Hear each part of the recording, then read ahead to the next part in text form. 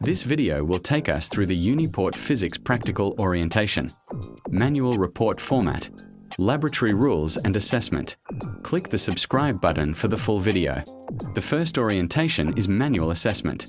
How you arrange your manual matters a lot. The neatness, the write-up and your presentation. Your marking is based on inspection, so neatness and good write-up play a lot of roles. The second orientation is Not What You Know, do it the way it's done. Most students fail physics. Practical here because they feel they know it all from their secondary school. To access our practical solutions to study ahead of your practicals, click the link in the comments. These are some photos of our solutions. The third orientation, UNIPORT Standard Practical Report Format. The following should be included in your practical report.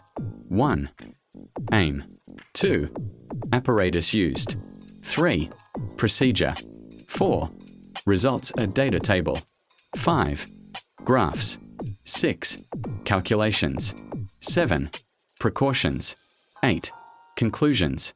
The next orientation is Assessment and Laboratory Rules and Safety.